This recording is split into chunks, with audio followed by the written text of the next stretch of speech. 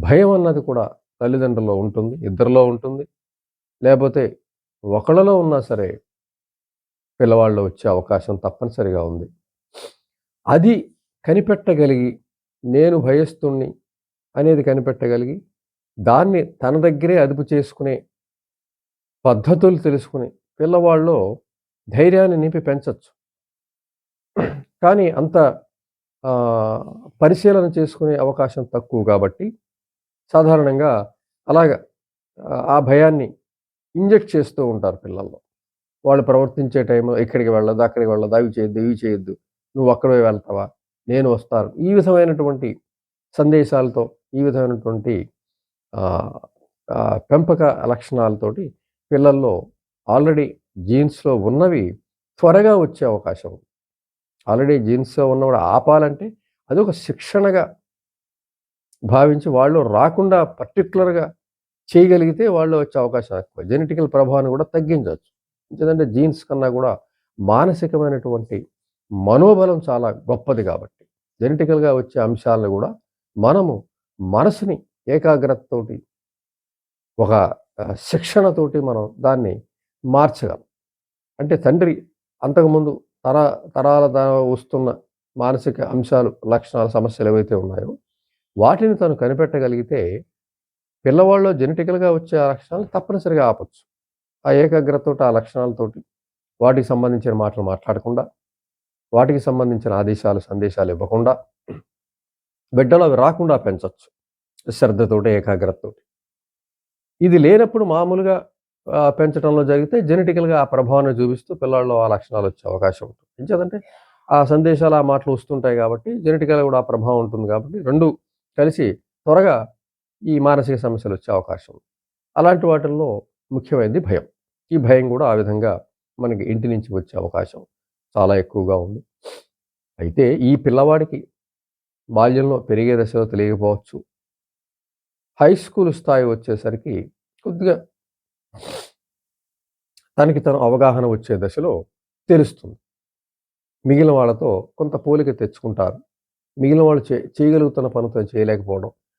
మిగిలిన వాళ్ళు చేసే చర్యలు ఏవైతే ఉంటాయో అవి తను చేయలేకపోవడం. వాళ్ళకున్న చొరవ లేకపోవడం, వాళ్ళకున్న ముందుకు వెళ్ళే పరిస్థితి లేకపోవడం. ఇవన్నీ కూడా పిల్లవాడు కంపేర్ చేసుకోవడంలో తను తన దగ్గర పిరికితనం ఉంది, భయం ఉంది అనే విషయాన్ని స్పష్టంగా తెలుసుకోగలుగుతాడు. లేదంటే ఫ్రెండ్స్ చెప్తారు. "నువ్వు పిరికివాడివిరా, నువ్వు భయస్తుడురా, నువ్వు ఏది రమ్మన్నా, ఎక్కడికి రమ్మన్నా అన్నీ ఆలోచిస్తావు. ఏదైనా వింటే భయపడతావు. క్లాస్‌లో నిలబడి ఏదైనా అడగడానికి భయపడతావు. అసలు ధైర్యంగా మాతో చీకట్లో రావడానికి భయపడతావు." ఇవన్నీ గూడా ఈ అంశాలు క్రమంగా తెలుస్తున్న కొద్దీ బయట వాళ్ళ ఫ్రెండ్స్ ద్వారా వీడికి స్వయంగా తెలిసే అవకాశం ఉంటుంది. ఆ తెలిసిన తర్వాత తను ఏమనుకుంటాడు? ఆ భయాన్ని కొనసాగించాలా? వదులుచుకోవాలా? ఎందుకంటే నేను భయస్తుడిని అనేది అతను నమ్మి, నాకు భయం ఉంది. అవునురా నాకు భయం ఎక్కువ నేను రాను. నాకు భయం ఎక్కువ నన్ను పిలవద్దు. లేదంటే ఈ రకమైనటువంటి ఆ సర్దుబాటు చేసుకొని, ఆ భయం పరిధిలో బ్రతుకుతూ కొనసాగితే, ఆ భయం పెరుగుతూ ఉంటుంది. ఆ భయం స్థిరపడుతుంది. ఆ భయం జీవితకాలం కొనసాగే అవకాశం గూడా ఉంది. ఎంచేతంటే దాన్ని ఏమి వదులుచుకునే ప్రయత్నం జరగట్ల. దాన్ని ఎదిరించే ప్రయత్నం జరగట్ల. అంచేత ఆ భయం గూడా మనం ఇతర లక్షణాలతో పాటు అది గూడా కొనసాగే అవకాశం ఉంది. పెరుగుతూ ఉండే అవకాశం గూడా ఉంది. ఆ భయం పరిధిలోనే జీవించే పరిస్థితి గూడా వస్తుంది. ఏదైనా పనులుంటే చీకటి కాకుండా పని జూసుకోవడం. ఏదైనా అవసరంని బట్టి ఆ భయ వాతావరణానికి వెళ్ళకుండానే ఆ పనులు గూడా వదిలేసుకునే పరిస్థితి ఉండడం. ఆ రకమైన వాతావరణం లేకుండా చూసుకోవడం. ఈ రకమైనటువంటి పరిస్థితి ఆ వ్యక్తి క్రియేట్ చేసుకుంటాడు. దీనికి తోడు ఈ భయం ఆహ్, ఒక్కటి ఉండకుండా ఈ భయంతో పాటు అనుమానమని, శంకని, ప్రతిదానికి ముందు వెనకలాడడం, అలాగే ఏ పని సత్వరం చేయలేకపోవడం, చొరవ ఇవన్నీ కూడా తగ్గడం, ప్రతి దానిలో భయాన్ని చూడడం, తినే తిండిలో భయాన్ని చూడడం, తాగే నీటిలో భయాన్ని చూడడం, ప్రతిదీ కూడా భయమే. అనుక్షణం కూడా భయం వెంటాడుతూ ఉంటుంది. కూడా మెలుకువ వచ్చిన వెంటనే భయం మళ్ళీ కలుగుతుంది. కలలు కూడా భయంతో కూడిన కలలే వస్తాయి. కలలు కూడా భయపెడతాయి. అలాగే వార్తలు కూడా భయపెడతాయి. ఏది విన్నా ఈ భయం అనేది కూడా ఉండటం కారణంగా ఈ వేదనగా ఉండే పరిస్థితి కూడా ఉంటుంది. ఈ భయం అంతటి జీవితం మీద ఆక్రమించుకొని ప్రభావాన్ని చూపించే అవకాశం ఉంది. అయితే ఈ ఈ దశలో ఒక హై స్కూల్ దశలో కనిపెట్టినప్పుడు దాన్ని సర్దుబాటు చేసుకోకుండా దాన్ని ఎదిరించే క్రమాన్ని అలవాటు చేసుకోగలిగితే, అది స్వయంగా అతను తెలుసుకోగలిగితే తప్పనిసరిగా అందు నుంచి బయటపడచ్చు. భయాన్ని ఎదిరించి బయటపడచ్చు. ముఖ్యంగా భయం నుంచి బయటపడాలంటే భయానికున్న ఏకైక మార్గం దాన్ని ఎదిరించడమే, దాన్ని ఎదుర్కోవడమే, ఫేస్ చేయటమే. భయాన్ని ఫలానా చోట భయం ఉంది అంటే మనం దాని దూరంగా ఉంటున్నాము అంటే భయం పెంచుకుంటున్నట్టే లెక్క. ఆ భయంతో సర్దుబాటు చేసుకొని బతుకుతున్నట్టు లెక్క. ఆ భయాన్ని ఎదిరించదలుచుకుంటే ధైర్యం వస్తుంది. మనసు ధైర్యాన్ని ఆలోచిస్తుంది. నువ్వు భయం పరిధిలో ఉండదలుచుకుంటే దానికి తగ్గట్టుగానే నీ మనసు స్పందిస్తుంది. లేదు నువ్వు ఆ భయాన్ని ఎదుర్కోదలుచుకున్నావు అంటే ఎదుర్కోవడానికి మార్గాలు మనసే చూపిస్తావు. దానికి కావాల్సిన ధైర్యాన్ని మనసే ఇస్తుంది. నువ్వు నిర్ణయం తీసుకోవాల్సి ఉంటుంది. నీ నిర్ణయం మీద ఆధారపడే మనసు దానికి సంబంధించిన అంశాలు, దానికి సంబంధించిన శక్తుల్ని సృష్టించి నీకు ఇవ్వడం జరుగుతుంది. మనసుకి అనంతమైనటువంటి శక్తులు ఉన్నాయి. మనసు అంటే శరీరానికి ఫలానా వయసు ఉంటుంది కానీ మనసుకి వయసు ఉండదు. బుద్ధికి వయసు ఉండదు. ఇది వంశపారంపర్యంగా వచ్చేవి కాబట్టి చాలా డెప్త్‌గా ఉంటాయి.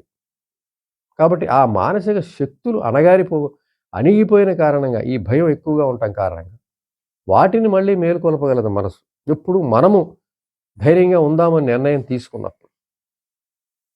అంచేత ఎదుర్కొ తీరతాను అనే ఒక ఖచ్చితమైనటువంటి ఆత్మగౌరవ స్థాయిలో ఒక నిర్ణయం తీసుకొని భయాన్ని ఎదిరించడానికి అనుక్షణం ప్రయత్నం మొదలుపెట్టాలి. ఖచ్చితంగా మొదలుపెట్టాలి. అంచేతంటే భయంతో కూడిన జీవితం ఇబ్బందికరం. అంచేత అటువంటి నిర్జీవమైన పరిస్థితి నుంచి తక్షణంగా ఆ భయాన్ని వదులుచుకు తేవలసిందే. అంచేత ఆ భయాన్ని వదులుచుకుంటాను, నేను ఎదుర్కొంటాను, నా దగ్గర ఆ శక్తి ఉంది, నాకు తెలియని శక్తులు నా మనసులో ఉన్నాయి, అవి వంశపారంగా నాలో వస్తున్నాయి, ఇప్పుడు ఆ శక్తులు నేను మేలుకొలిపి ఈ భయాన్ని నేను ఎదుర్కొంటాను అనే ఒక ఖచ్చితమైన నిర్ణయం తీసుకుంటే మనసు దానికి తగ్గట్టు ఆలోచించడం మొదలు పెడుతుంది. అంతకుముందు సర్దుబాటు నేర్పావు దానికి, ఇప్పుడు దాన్ని ఎదుర్కొంటాను నేర్పుతున్నావు కాబట్టి దీనికి తగ్గ ఆలోచన చేస్తుంది. ఎక్కడెక్కడ భయం ఉన్నాయో చూడటం, ఏవేవి భయపడుతున్నాయో నోట్ చేసుకోవడం, ఆ నోట్ చేసుకున్న పరిస్థితిని ఎలా ఎదుర్కోవాలనేది మనసు సందేశం ఇస్తూ ఉంటుంది, ధైర్యాన్ని ఇస్తూ ఉంటుంది. ఫలానా చోట నీకు కుక్క అంటే భయం అనుకుంటే అంతకు ముందు వరకు అటువైపు వెళ్లకుండా కాలక్షేపం చేసావు, ఆ అవసరాన్ని కూడా వదిలేసుకుని ఉంటావు. కానీ ఇప్పుడు దాన్ని ఎదిరించడానికి ప్రయత్నం చేస్తున్నావు కాబట్టి ఇప్పుడు అటువైపుగానే వెళ్తాం, ఆ వీధిలోంచే వెళ్తాం. ఏం చేయాలి? వెంటపడుతుంటే చేతిలో ఒక కర్ర పట్టుకోవాలి, లేదంటే ఒక రాయి తీయాలి, లేదంటే దాన్ని బెదిరించాలి. ఒంగుని రాయి తీస్తున్నట్టు బెదిరించవచ్చు, చేతిలో కర్ర ఒకటి తీయచ్చు, ఖాళీ కూడా చేయెత్తచ్చు. ఈ రకం ఇన్ని ప్రయోగాలు చేస్తూ ఇవన్నీ తప్పనిసరిగా ఫలిస్తాయి. ఆ వెంటపడుతున్నది దూరం అయిపోతుంది. నీలో ధైర్యాన్ని ఎప్పుడైతే చూసిందో అది దాని ఆటలు సాగవని నీ జోలికి రాకుండా పోయే అవకాశం అలా జరుగుతుంది కూడా. ఆ భయం పోయింది. అలాగే ఇంకా ఎక్కడెక్కడ భయం ఉన్నాయి, ఏ భయాలు ఉన్నాయి?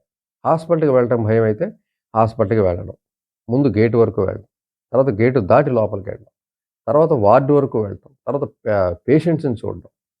ఈ రకమైన క్రమంగా మనసుకి అలవాటు చేస్తే క్రమక్రమంగా ఆ ధైర్యాన్ని నేర్చుకుంటుంది. ఎవరిని చూడ్డానికి భయం ఉండదు. ఆ రకం ఏ రకమైనటువంటి భయం ఉంది, ఎక్కడెక్కడ భయం ఉంది, ఎదిరించదలుచుకున్నాం అనే విషయాన్ని ఒకటి ఖచ్చితంగా చూడాలి. వెనక్కి తగ్గను అనే విషయాన్ని ఖచ్చితంగా చూసుకో.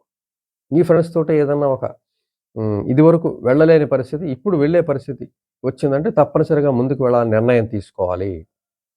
ముందుకు వెళ్ళి అక్కడ ధైర్యంగా ఉండడానికి ప్రయత్నం చేయాలి. ముందు అలవాటు చేయాలి. ఒకవేళ లేచి నిలబడి మాట్లాడడం క్లాసులో కష్టమైతే ముందు ఇంట్లో ఆ ప్రాక్టీస్ చేయాలి. ఇంట్లో మాట్లాడాలి, ఇంట్లో ప్రశ్న వేయాలి, గదిలో రిహార్సల్స్ చేసుకోవాలి. తద్వారా క్లాసులో కూడా ఆ పరిస్థితిని అధిగమించవచ్చు. ఆటల భయం అయితే ఇంట్లో ఆటలు ప్రాక్టీస్ చేయాలి. ముందు ఆలోచనలో ప్రాక్టీస్ చేయాలి. ప్రాక్టీస్ చేస్తే తప్పనిసరిగా క్రమక్రమంగానే వదులుతుంది తప్ప ఒక టైం బౌండ్‌లో వదులుతుందని ఎక్స్‌పెక్ట్ చేయడం కూడా తప్పు. ఎంచేతంటే జెనెటికల్‌గా ప్రభావం ఉన్నవి అంత వెంటనే పోవు. దానికి చాలా తీవ్రమైనటువంటి ప్రయత్నం చాలా అవసరం. నువ్వు ప్రయత్నం చేయటం ద్వారా మరొక వ్యక్తిని రక్షించినట్టవుతావు. ఎంచేతంటే రేపు నీకు పుట్టబోయే సంతానాన్ని నువ్వు పిరికివాడుగా చేసే పరిస్థితి ఉండదు. ధైర్యాన్ని నింపగలవు నువ్వు. కాబట్టి నీ ఒక్కడి కోసమే కాదు, నీ తర్వాత వంశం గురించి కూడా నువ్వు ఆలోచించి అంత ఖచ్చితమైన నిర్ణయం తీసుకోవాలి. ఈ భయాన్ని ఎదుర్కొంటాను. కాబట్టి ఎక్కడ ఫ్రెండ్స్‌తో వెళ్ళవలసి అంతకుముందు వెళ్ళలేని పరిస్థితులొస్తే వెళ్ళి తీరాలి. ముందుగా మనసుని సిద్ధం జేసుకోవాలి. నేను ధైర్యంగా ఉంటాను, ఎదుర్కొంటాను అనేది ముందు నిర్ణయం తీసుకున్నట్లయితే ఆ పరిస్థితిలోకి వెళ్ళడం. వెంటనే భయం పోతే నేను నిర్ణయం తీసేసుకున్నాను గాబట్టి, సిద్ధమైపోయాను గాబట్టి ధైర్యం వస్తుంది అనుకోకూడదు. భయం తగ్గుతూ ఉంటుందంతే. భయం తీవ్ర స్థాయి నుంచి తగ్గుతూ ఉంటుంది. అది గూడా గమనించుకోవాలి. ఒకేసారి తగ్గిపోతుందని నేను ఎదుర్కొందాం అనుకుంటున్నాను గాబట్టి ఇంక భయం ఉండదనుకోవడానికి లేదు. ఎలాగైతే భయం పెరుగుతూ వచ్చిందో ఆ క్రమంలోనే తగ్గుతూ వస్తుంది. కానీ ఎదిరించటం, ఎదుర్కోవడం అనేది కొనసాగుతూ ఉండాలి. అవసరమైతే ఇంట్లో ఆ పరిస్థితిని క్రియేట్ చేసుకొని, ఊహాశక్తితోటి ఆ పరిస్థితిని క్రియేట్ చేసుకొని ముందు ఊహల్లో రిహార్సల్స్ చేయొచ్చు, ఆలోచనలో రిహార్సల్ చేయొచ్చు. తర్వాత వాస్తవంగా ఇంట్లో ఆ పరిస్థితిని క్రియేట్ చేసుకొని చేయొచ్చు. రిహార్సల్స్ చేయొచ్చు పదే. తద్వారా మనసుకి ధైర్యాన్ని, లోపలున్న ధైర్యాన్ని మేలుకొల్పొచ్చు. యాక్చువల్ స్థితిలోకి వెళ్ళినప్పుడు మనసు సిద్ధపడి ఉంటుంది కాబట్టి అక్కడ ఎదుర్కొనే పరిస్థితి వస్తుంది. ఇలా చేస్తూ వెళ్తే మీ ఆ ఫ్రెండ్స్ ఎవరైతే ఉన్నారో అంతకుముందు వీడికి ధైర్యం లేదు పిరికివాడు అన్నవాళ్ళు గూడా వీడు ధైర్యవంతుడయ్యాడు రోయ్ అనే వాళ్ళలో కూడా ఒక పాజిటివ్ సందేశం నువ్వు ఇవ్వటం ద్వారా వాళ్ళు కూడా పాజిటివ్‌గా నీ పట్ల స్పందిస్తారు. ఇదివరకు నువ్వు పిరికివాడవని అంచనా నుంచి ధైర్యవంతుడనే అంచనాతో వాళ్ళు ఉంటారు. అంచేత నిర్ణయం తీసుకోవడం, సమస్యని ఎక్కడ అవగాహన చేసుకోవడం, రిహార్సల్స్ చేయటం, ఆ పరిస్థితిని క్రియేట్ చేసుకుని మనసులో ఊహాశక్తిలో ఎదిరిస్తున్నట్టు ఆలోచించటం, పదే ఆలోచించడం.